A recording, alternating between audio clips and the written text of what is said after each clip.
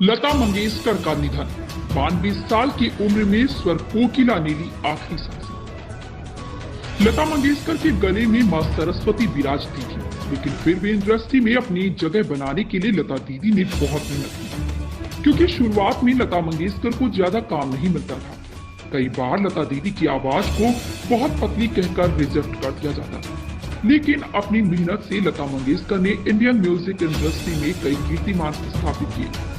आज उनके निधन से पूरा हिंदुस्तान शोक में है। गायकी की बात हो और जहन में लता मंगेशकर का नाम ना आए, ऐसा तो हो ही नहीं सकता। अपनी आवाज से बच्चों से लेकर बुजुर्गों तक के मन में खुश कर देने वाली लता मंगेशकर को गायकी की मल्लिका भी कहा जाए तो गलत नहीं होगा। लेकिन लता जी के सुरों का सफर थम गया। लता मंगेशकर ने 92 साल की उम्र में निधन हो गया है।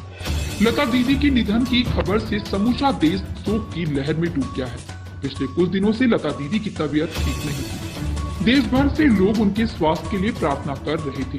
हालांकि बीच में उनकी हालत में सुधार हुआ था, लेकिन शनिवार को वह फिर से वेंटिलेटर पर थी और सुबह उन्होंने इस दुनिया को अलविदा कह दिया।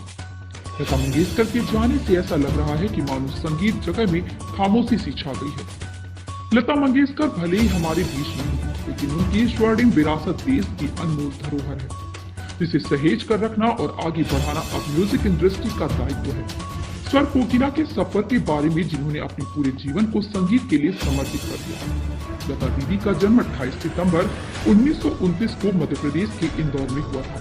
उनके पिता दीनानाथ मंगेशकर भी गायक थे और रंगमंच पर परफॉर्म किया करते थे। इस तरह से ये कहना गलत नहीं है कि लता दीदी को संगीत विरासत नहीं मिला। लता दीदी ने अपने पिता की दूसरी पत्नी सेवंती की बेटी दी। दीनानाथ की पहली पत्नी का देहांत के बाद उन्होंने सेवंती से शादी की थी। बताया जाता है कि लता दीदी के जन्म के बाद उनका नाम हेमा रखा गया था, लेकिन उनके पिता ने अपने एक नाटक भाव बंधन में लतिका नामक किरदार से प्रभावित होकर उनका नाम लता रख दिया। मात्र 5 वर्ष की आयु में उन्होंने अपने पिता से संगीत की शिक्षा लेनी शुरू कर दी थी। अपने पिता के साथ से लता को एक नाटक में भी अभिनय करने का भी मौका मिला। उन्होंने 1945 में मास्टर विनायक की हिंदी फिल्म बड़ी माँ में भी काम किया था, लेकिन लता के मन में संगीत बस चुका था और इसलिए उन्होंने अभिनय पर ध्यान न देकर गायकी पर ध्यान लगाया। उनके साथ उनकी दूसरी बहनें उषा, आशा और मीना भी संगीत सीखती थी। कहते हैं कि लता दीदी मात्र एक दिन के लिए स्कूल गई थी।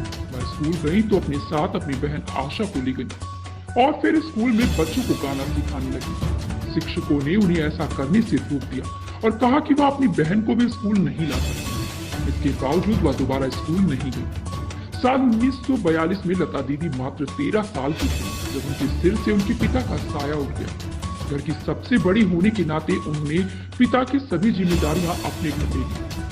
नवयुग चित्रपट फिल्म कंपनी के मालिक और उनके पिता के दोस्त मास्टर विनायक ने लता दीदी को आगे बढ़ाने में